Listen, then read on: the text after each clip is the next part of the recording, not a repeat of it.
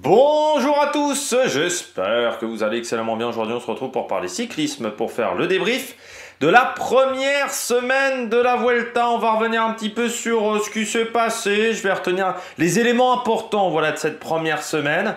Et puis on parlera bien entendu des sprints, on parlera de la canicule, on parlera également d'Ineos par exemple dans les sujets de cette vidéo. N'hésitez pas à vous abonner à la chaîne, à réagir dans les commentaires, à mettre un pouce bleu, à partager la vidéo sur les réseaux sociaux, notamment auprès de vos proches. Vous pensez que ça peut les intéresser. Dans les commentaires, n'hésitez pas à me dire qu'est-ce qui vous a plu, qu'est-ce que vous avez retenu vous de cette première semaine, si ce n'est pas dans les sujets dont on va parler dans cette vidéo. Quand vous abonnez à la chaîne, vous pouvez rajouter la petite cloche, comme ça vous êtes au courant des dernières vidéos qui sortent sur la chaîne, notamment des vidéos cyclisme. Quand vous abonnez à la chaîne, ça me permet de me soutenir, parce que plus vous cliquez rapidement sur les miniatures, sur les vidéos, plus elles sont mises en avant par l'algorithme YouTube. Et puis le deuxième moyen pour me soutenir, c'est de faire un super thanks, mais ça c'est seulement si vous en avez les moyens. Il n'y a pas encore eu d'épisode du maintien pour une raison extrêmement simple. J'attends demain. Parce que jusqu'à maintenant le classement des vélos futés n'était pas à jour, donc je ne sais pas s'il sera à jour demain, mais il était bloqué au 6 août au niveau des dates. Donc pour le moment le classement de vélos futés n'étant pas à jour, ça m'embête un petit peu de repasser sur un autre site pour vous parler des différents classements, parce que je trouve en plus que le tableau de vélos futés est plutôt bien fait. Donc pour l'instant je suis en attente. Si mardi, mercredi, ce classement est à jour, on fera une vidéo peut-être mercredi midi ou mercredi 13h. Voilà. Et puis la vidéo des catégories pour les Paralympiques, ça sera demain. Donc demain il y aura une vidéo là-dessus, voilà, donc sur la chaîne, et puis il y aura les Paralympiques donc, et la Vuelta. Il y aura peut-être une vidéo de Vuelta qui va sauter jeudi, parce que jeudi il se peut que je ne puisse pas voir l'étape. Pour l'instant c'est un petit peu encore en attente, mais jeudi certainement que je ne pourrai pas voir l'étape, parce que j'ai des trucs à faire potentiellement, voilà, donc c'est pas encore sûr que ça soit la date de jeudi, mais normalement ça sera jeudi. Donc jeudi, peut-être qu'il n'y aura pas de vidéo de débrief le jeudi soir, ça sera peut-être le lendemain matin, enfin le lendemain dans la journée que je ferai le débrief de l'étape de jeudi. Voilà. À part si c'est absolument rien passé, dans ce cas-là, je vous ferai peut-être juste un short ou un truc comme ça pour l'étape de jeudi du côté de la chaîne. Bon, on commence tout de suite avec cette première semaine. Cette première semaine m'emballait pas des masses quand je vous avais parlé de la présentation de la course. Je trouvais que le parcours était peut-être pas exceptionnel, et puis je trouvais qu'en plus passer par le sud de l'Espagne, première semaine à la mi-août, je trouvais que c'était un peu une idée à la con au niveau de la canicule. Alors il y a eu de la canicule, on en parlera surtout de ses conséquences, mais je pensais aussi que la canicule aurait tendance à bloquer la course. Et en fait, on a eu beaucoup de rebondissements et de surprises sur cette première semaine. C'est-à-dire que on a Ben O'Connor à qui on laisse 5 minutes d'avance, ce qui reste quand même quelque chose d'assez incroyable, de laisser autant de temps à un Ben O'Connor, avec des équipes qui se font complètement piéger ce jour-là. Alors que la veille, en plus, on a un Primož Roglič qui est plutôt offensif. Même le premier contre-la-montre, c'est vrai que la victoire de McNulty, je m'y attendais pas des masses, pour tout vous dire. Je voyais d'autres coureurs s'imposer plus que McNulty. Donc ça, c'était une première surprise. Et puis après, on a été sur des gros rebondissements. Donc la victoire, un Roglič offensif, plus offensif que d'habitude. Des UAE qui, samedi, semblaient au bord du gouffre, et qui dimanche se relance grâce à Adam Yates. Et voilà, c'est au niveau de la course, c'est vrai que pour le moment, on a du grand spectacle. Sur les étapes de montagne, pas sur les étapes de plat, mais sur les étapes de montagne. Et c'est vrai que Ben O'Connor qui fait un numéro, Adam Yates qui fait un numéro, derrière le match Roglič-Mas également sur l'étape de samedi. Il y a des surprises, et puis des rebondissements avec des chutes. Almeida qui a la Covid, Tibari qui disparaît, Adam Yates encore une fois, les UAE qui semblaient à un moment au fond des trous, Salkus qui semble pas exceptionnel et qui semble même pour le moment assez loin du compte en montagne. Un Carapaz qui semble extrêmement fort. Donc ouais, c'est une belle course, c'est une belle course. Moi, je prends beaucoup de plaisir à regarder les étapes de montagne, que les étapes de montagne par contre. Mais c'est vrai qu'on prend du plaisir sur la fin de semaine. C'est vrai que le début de semaine, par contre, a été beaucoup moins bon en termes de spectacle. Mais c'est vrai que pour le général, il y a beaucoup de rebondissements, il y a beaucoup de surprises, parce que les coureurs osent aussi, parce qu'on a des attaques. Et que les écarts sont pour le moment, certes, entre Ben O'Connor et Roglic, il y a 3 minutes 50, et les autres sont plutôt aux alentours du 4,35 minutes, mais tu t'aperçois qu'il y a beaucoup de coureurs qui se tiennent en 2 minutes. Le top 10 est absolument pas figé. Voilà, il y a encore du suspense. Il y a encore du suspense. Pourquoi? Parce que les 2 prochaines semaines sont dures. Là, on va être sur une semaine avec, je crois, 3 arrivées au sommet. 19 000 mètres de dénivelé positif. Voilà. 19 000 mètres. Sur mardi, mercredi, jeudi, vendredi, samedi, dimanche. Donc sur 6 étapes. Donc ça fait plus de 3 000 mètres de dénivelé positif par jour. C'est du costaud, hein? C'est vraiment du costaud. Donc, et donc ça va laisser encore du suspense parce que il va y avoir encore des rebondissements, il va y avoir encore des défaillances sur cette 2e et cette 3e semaine. Est-ce que Ben O'Connor va tenir? Est-ce que Ben O'Connor ne va pas complètement s'écrouler? Mais alors si Ben O'Connor s'écroule dans cette 2e semaine, qui va prendre le leadership? Est-ce qu'un coureur va également réussir à revenir dans le match? Pourquoi pas un Sepp Kuss?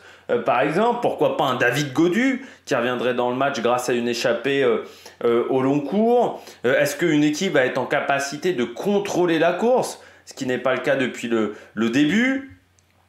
Et puis, est-ce qu'on va avoir des coureurs qui vont être atteints de la Covid? Parce que c'est vrai que ça traînasse un petit peu de ce côté-là. Donc il y a encore énormément de suspense. Rien n'est fait. On pourrait croire 3 minutes 50 au bout d'une semaine de course, c'est fait. Rien n'est fait. Mais encore une fois, ça va obliger les adversaires à être offensifs. Ça, c'est clair et net. Parce que Roglic ne peut pas attendre 2 jours de l'arrivée pour reprendre 3 minutes 50 sur Ben O'Connor. Même si, encore une fois, Ben O'Connor n'a pas très bien fini son Giro. Mais ça ne suffira pas. C'est le cas également de Landa. C'est le cas de Carapaz, c'est le cas d'Adam Yates. Ils vont devoir encore attaquer de loin, faire des numéros s'ils veulent aller chercher la course. Et surtout, il va falloir lâcher Ben O'Connor. Et lâcher Ben O'Connor, ce n'est pas si facile que ça. On parle d'un mec qui a quand même fait 4e du Tour de France, 4e du Giro, 7e de la Vuelta, je crois, de tête. Donc on parle quand même d'un coureur qui n'est pas né de la dernière pluie. C'est pas le petit jeune qui vient d'arriver, Ben O'Connor. Et c'est un mec qui en plus fait une bonne saison. L'UAE Tour, voilà, c'est un mec qui est en forme, hein, Ben O'Connor. Donc, qui fait une grande année avant d'aller chez Jayco Alula. Donc, ça va être encore spectaculaire. Il va se passer encore beaucoup de choses. Et puis le terrain va s'y prêter, parce qu'on va être sur des côtes très punchy. Là, il va y avoir des pourcentages. On va pas forcément avoir des côtes très longues. On va avoir des côtes punchy. Hein, donc là, ça va être vraiment très, très spectaculaire. Et puis les arrivées au sommet, des étapes qui vont être parfois assez techniques. Il va y avoir l'étape de mercredi, par exemple, je la trouve pas mal en termes de manière dont elle a été conçue, je trouve, en termes de parcours. Donc ça va être intéressant. Pourquoi on a autant de spectacles? Eh bien parce que la course est moins cadenassée. Et oui, il faut bien le dire, pour plusieurs raisons. Déjà parce que la course est moins cadenassée, parce qu'on n'a pas les 2 ogres. Pogačar, Vingegaard et, j'ai même envie de dire, un petit peu Remco Evenepoel. Mais c'est vrai que Pogačar, Vingegaard ont tendance à tuer un petit peu le suspense. Je pense aussi que assez vite, Pogačar a annoncé qu'il ferait le Giro au Tour de France. Assez vite, Vingegaard avait annoncé qu'il ferait le Tour de France. Ce qui fait qu'il y a des coureurs comme Skelmose, par exemple, qui se sont dit, ou Henrik Mas, mon objectif numéro 1, ça ne peut pas être le Tour de France, ou je ne peux pas aller sur le Tour de France parce que je vais me faire défoncer la gueule. Donc je décide d'aller plutôt sur la Vuelta. Sauf qu'ils arrivent avec beaucoup de fraîcheur sur cette Volta. Plus de fraîcheur qu'un Roglic, plus de fraîcheur que des coureurs qui ont peut-être envisagé d'autres stratégies comme Ben O'Connor. Et puis Roglic, ça reste un tour de substitution après un Tour de France qui s'est arrêté très vite. Donc déjà, c'est vrai que le fait qu'il n'y ait pas les ogres, ça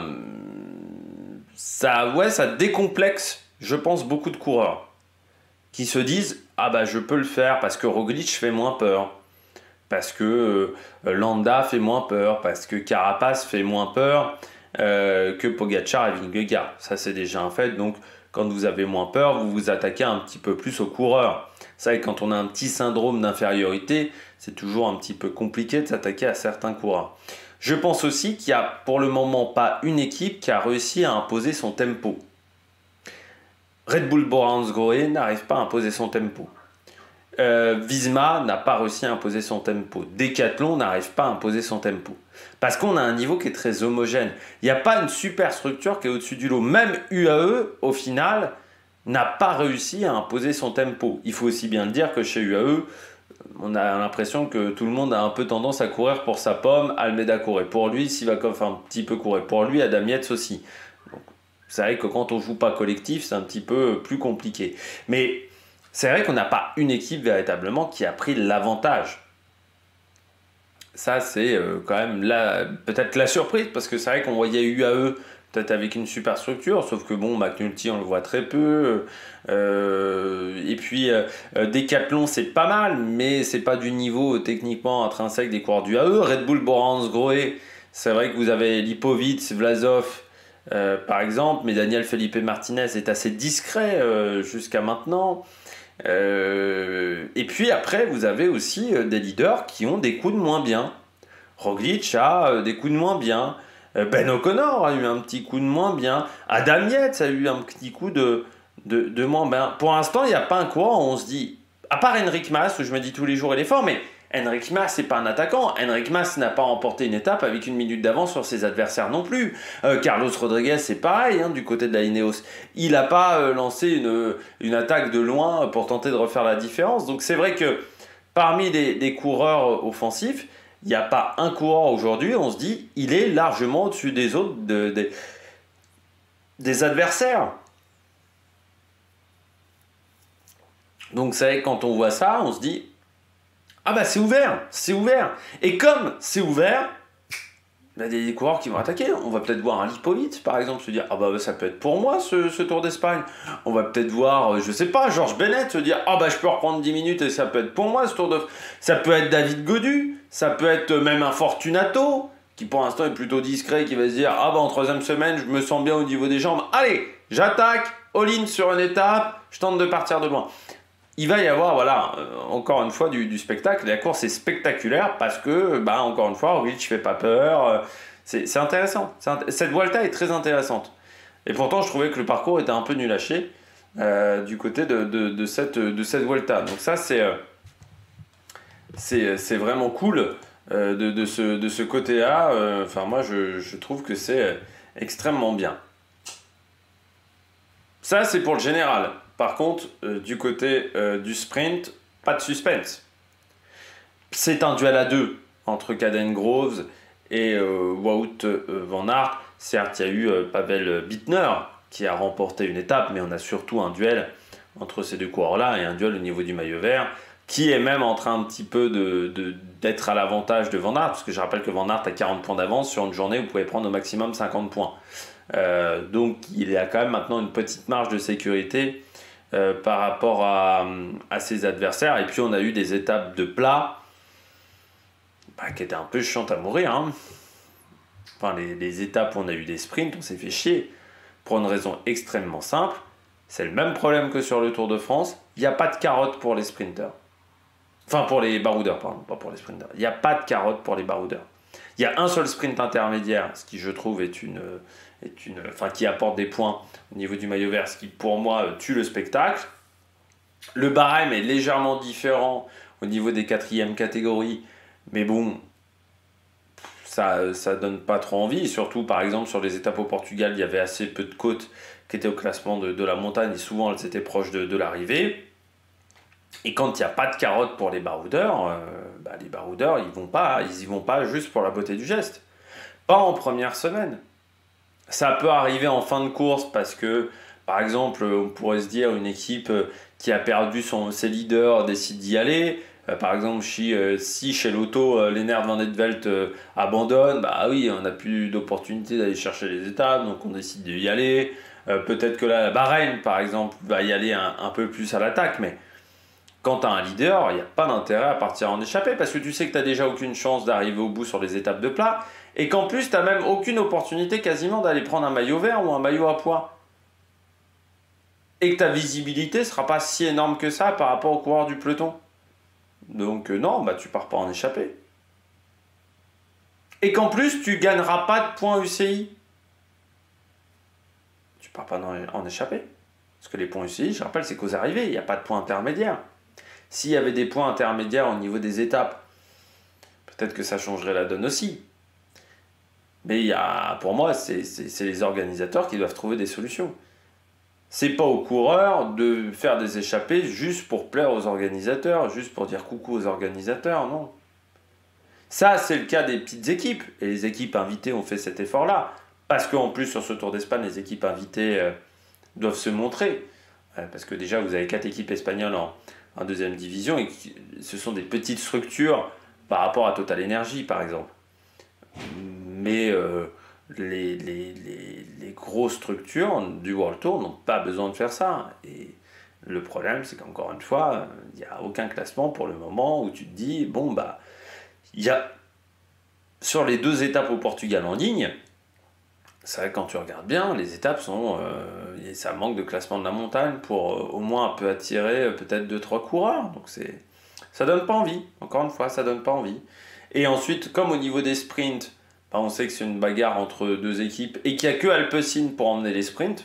Et Visma fait l'effort pour Van Aert, parce que je pense qu'il mise moyen sur Sepp Kuss. Ça, c'est mon avis personnel. Mais on a surtout vu Alpecin emmener les sprints. Il n'y a pas beaucoup de spectacle non plus de ce côté-là. Donc oui, j'ai pas pris beaucoup de plaisir à regarder les sprints sur cette Vuelta jusqu'à maintenant. Et je pense que j'en prendrai pas sur les prochains sprints qu'il y aura. Il n'y en aura pas beaucoup. Mais sur les prochains sprints. Parce que nous, ce qu'on aime dans les sprints, c'est quand il y a beaucoup de trains, c'est quand il y a un peu d'incertitude. Là, il n'y a pas d'incertitude. C'est soit Van Aert, soit Caden Groves. Allez, un peu Bittner, mais il manque un truc sur les sprints sur cette Vuelta. Et pourquoi il n'y a pas beaucoup de sprinters sur cette Vuelta? C'est qu'en même temps, c'est un peu la course à l'échalote au niveau des dénivelés positifs. Et forcément, 3000 mètres de dénivelé positif de moyenne sur une deuxième semaine, les sprinters, ils se sont dit, on n'y va pas.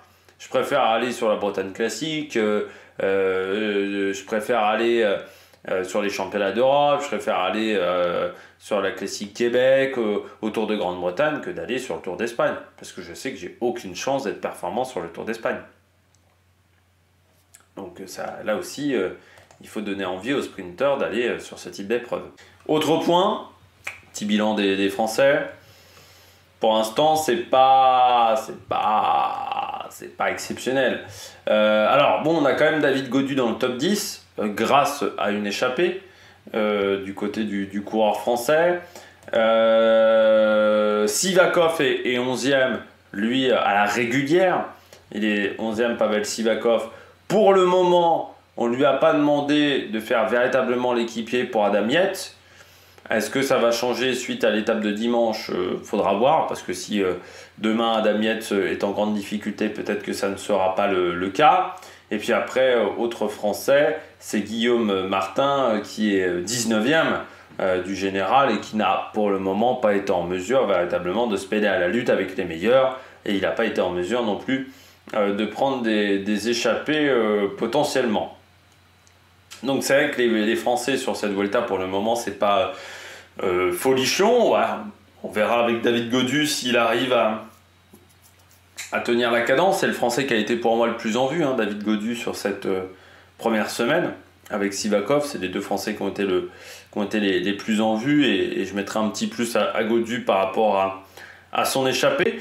Gaudu peut encore jouer le classement de la montagne aussi, c'est-à-dire que s'il sent qu'il n'a pas les jambes pour aller se mêler à la lutte avec les meilleurs, mais qu'il a suffisamment de bonnes jambes pour aller prendre des échappées, ça va peut-être être un objectif. Je trouve quand même que du côté de la Groupama FDJ, pour le moment, c'est le grand tour le plus réussi des trois. Je trouve qu'ils ont été véritablement offensifs sur cette course. J'aime bien moi l'état d'esprit de David Gaudu. C'est vrai que si on compare au Giro et au Tour de France, pour le moment, je trouve que cette Volta est plutôt réussie en comparaison des deux autres courses. Du côté de la Groupama FDJ, on a vu aussi Stephen Kung prendre des points UCI sur les sprints à l'arrivée, donc ça c'est plutôt pas mal.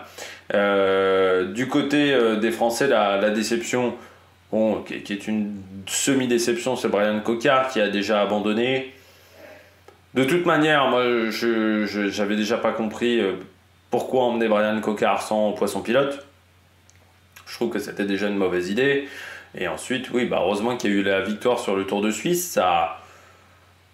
Ça rend la saison un peu moins médiocre du côté de Brian Cocard. Mais c'est vrai qu'en dehors de cette victoire sur le Tour de Suisse, c'est quand même un énorme échec. On parle beaucoup d'Arnaud Démare, qui a remporté une course, là, Arnaud Démare, sur le Tour du Poitou-Charentes. C'est vrai qu'on parle beaucoup d'Arnaud Démare qui a fait une saison qui n'est pas bonne. Et il l'a dit en interview, c'est la pire saison de ma carrière. Brian Cocard, c'est pas la meilleure. C'est pas la meilleure du tout. Il n'est pas dans le coup sur les sprints. Quand tu vois que c'était un mec qui était en capacité de rivaliser de temps en temps avec Mats Pedersen, on est quand même loin de ce Brian Cocard là. Donc c'est décevant. Voilà, du côté du coureur français. Mais je dirais, c'est en résumé de sa saison, c'est qu'il n'a pas été dans le coup depuis le début de saison. Brian Cocard, voilà, il n'arrive pas à être dedans, il n'arrive pas à être performant. On verra comment ça va se passer l'année prochaine, mais c'est vrai que moi je me dis qu'on aurait peut-être pu emmener Milan Fretin du côté de cette formation, que ça aurait peut-être été plus intéressant, parce que là c'est vrai que Brian Cocard, c'est un coureur qui a encore 1 an de contrat. Il va falloir quand même se réveiller, parce que l'année prochaine, il aura 33 ans, Brian Cocard. Déjà 33 ans. Sans victoire sur les grands tours.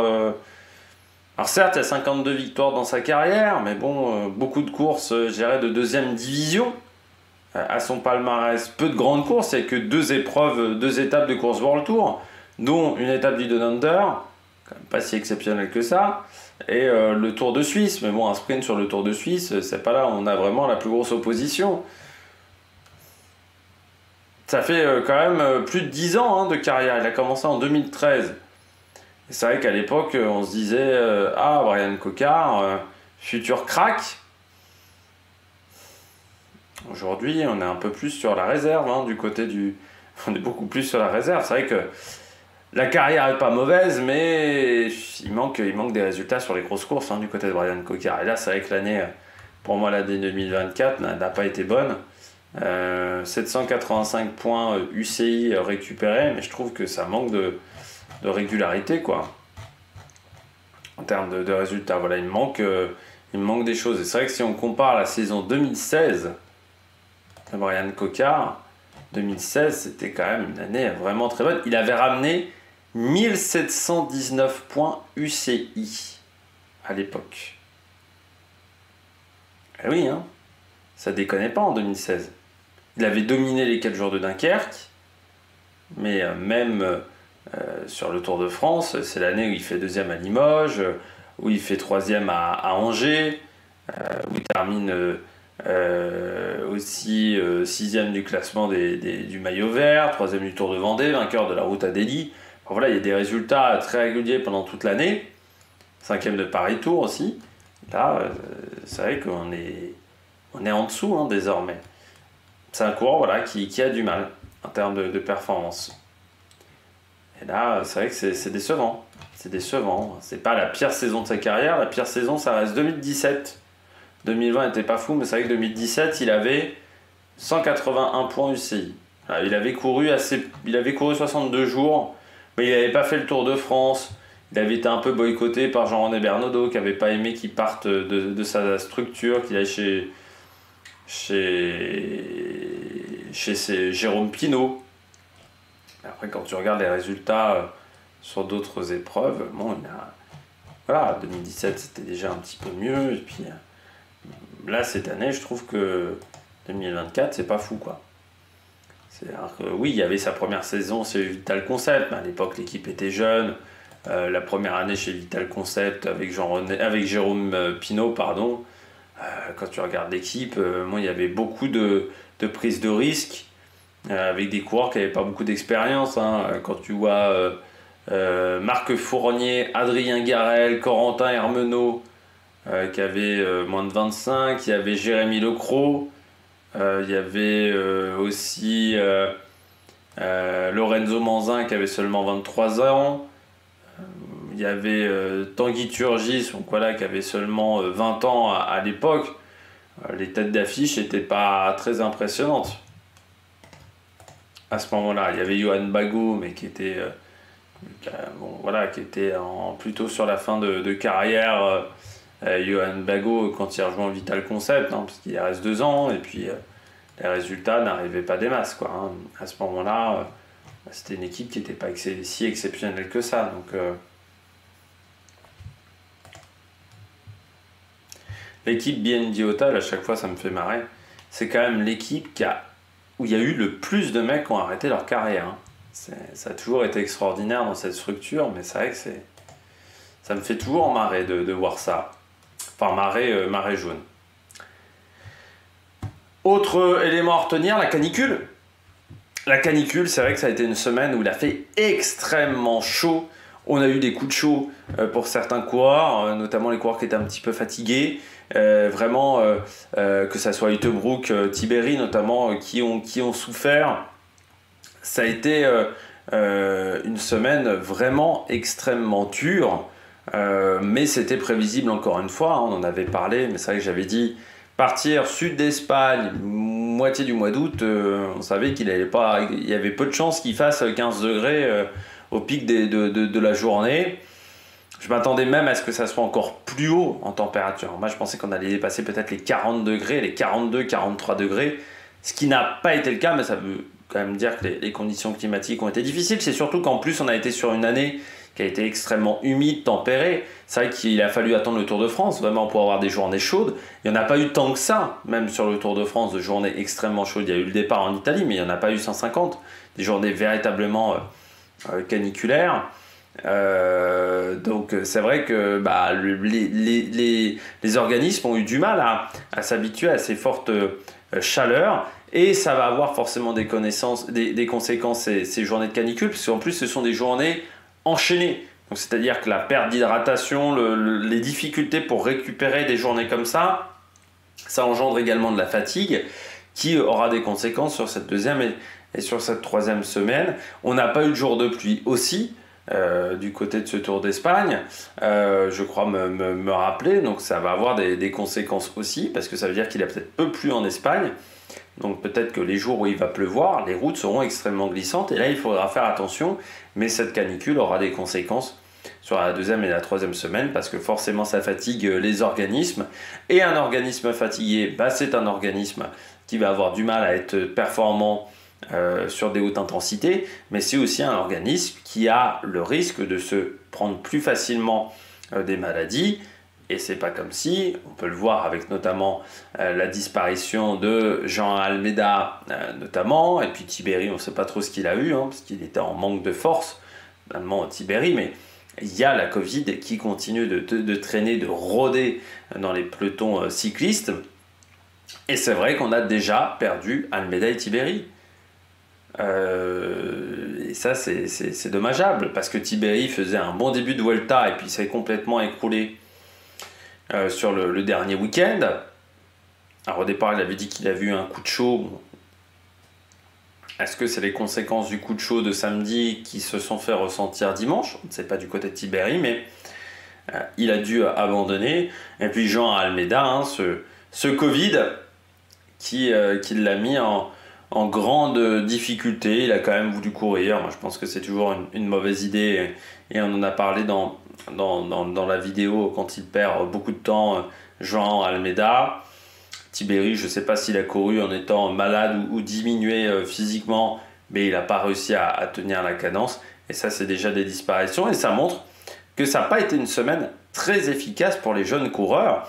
Parce que c'est vrai que si on regarde un petit peu le top 10 de cette Vuelta pour le moment du côté du général, si on regarde l'âge des coureurs de ce top 10, eh bien, on a seulement 2 coureurs qui ont moins de 25 ans. C'est Lipovic et Carlos Rodriguez. C'est pas arrivé depuis longtemps. Si on regarde le top 15, on trouve Skelmose et Van Edvelt. Mais si on va jusqu'au top 20, eh bien, on ne trouve que 4 coureurs qui ont moins de 25 ans.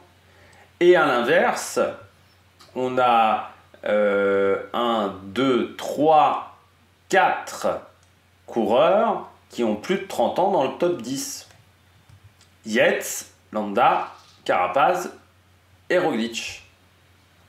Ce qui montre bien que peut-être que les conditions, mais peut-être aussi que cette saison atypique de Jeux Olympiques a fait qu'il fallait un petit peu avoir d'expérience. Et ce qui montre bien que les performances de Remco Evenepoel, de Pogačar, de Vingegaard, qui ont réussi à être performants assez jeunes, ça n'arrive pas tous les jours. Ou les Giulio Pellizzari aussi, ça n'arrive pas tous les jours.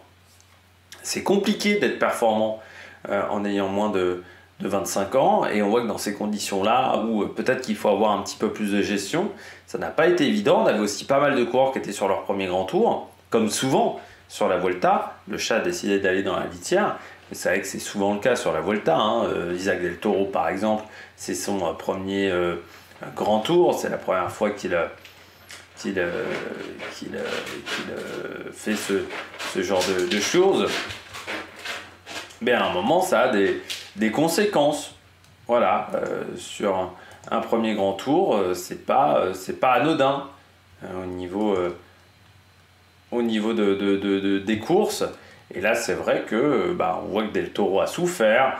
On voit que même, par exemple, par les jeunes coureurs, Ken Uijtdebroek a complètement disparu, il n'arrive pas à être dans le coup. Richitello aussi, avec sa chute, qui a disparu. Par exemple, Max Poole, qui a quand même du mal. On a beaucoup de jeunes coureurs qui sont pour le moment en difficulté sur cette Vuelta, et on ne s'attendait peut-être pas à ça quand la course a démarré, d'avoir autant de jeunes coureurs comme ça qui seraient déjà hors jeu après seulement une semaine de course. Mais ça montre encore une fois qu'un grand tour n'est pas une course anodine, et qu'un grand tour n'est pas une course évidente pour les jeunes coureurs. Il faut apprendre à gérer cette épreuve, il faut apprendre à avoir de l'expérience, à enchaîner les efforts tous les jours, et c'est pas anodin. Peut-être que c'est plus facile d'être performant sur des classiques, des semi-classiques de 200 km que sur des grands tours, parce que il n'y a pas l'enchaînement d'efforts. Avec l'enchaînement d'efforts, ça s'apprend à le maîtriser. Donc les jeunes ont été en difficulté, on va dire, à part sur les sprints. Si on regarde un petit peu également le maillot vert, bon, il y a Bittner qui a été bon, mais c'est vrai que des coureurs... ensuite, il y a Vacek aussi qui a été bon sur le début de course, qui a tenté des choses. Mais on voit que l'expérience aussi est importante, et sur cette épreuve-là, voilà, sur ces courses-là, c'est important, parce qu'on voit que les coureurs même qui sont performants et ultra jeunes, il n'y en a pas tant que ça. Donc il y a un peu d'expérience à prendre pour ces coureurs-là, et ça n'a pas été évident, voilà, pour les jeunes coureurs. Quelques dernières choses un petit peu pêle-mêle pour finir. Ineos, un peu à la traîne, on va pas se mentir, à part Rodriguez, et qui est revenu après un début de course où il avait perdu un petit peu de temps, Carlos Rodriguez, et il est quand même que 9e du général. Sinon, du côté d'Ineos, Joshua Tarling a déjà abandonné, notamment. Narvaez a été assez discret. Alors, il faut savoir qu'également, il a été impliqué dans une chute. Arensman n'est pas du tout dans le coup. C'est vrai qu'on n'en a pas beaucoup parlé de Thymen Arensman, mais il est seulement 61e du général. Narvaez a souffert. Lorenz de plus a été aussi impliqué dans une chute, a été très discret. Kimaïdouk ne s'attendait pas à grand chose, et il n'a pas fait grand chose. Brandon Rivera, je ne m'attendais pas à grand chose au niveau du général, enfin au niveau de l'aide dans l'équipe, et il n'a pas fait grand chose non plus. Mais c'est vrai que Ineos, il va falloir tout miser sur Rodriguez. Et bon, Rodriguez, entre 6 et 10, quoi. Je ne le vois pas faire mieux, hein, Carlos Rodriguez, sur cette Vuelta. Parce que pour moi, c'est pas un grand attaquant. C'est vrai qu'il est un peu comme Kelderman. Et que c'est un coureur qui... Enfin, il avait attaqué l'année dernière, mais je pense que c'est un coureur qui, cette année, n'a pas des bonnes jambes. Et il le sait qu'il n'a pas des jambes exceptionnelles pour rivaliser avec les meilleurs. Donc je pense qu'il ne veut pas prendre de risques, il veut juste finir sa course, j'ai l'impression, du côté de ce coureur-là. Voilà. C'est un peu mon impression du côté de Carlos Rodriguez et du côté d'Ineos. De toute manière, c'est un peu le résumé de leur saison et depuis quelques années. Et sur les grands tours, c'est pas évident.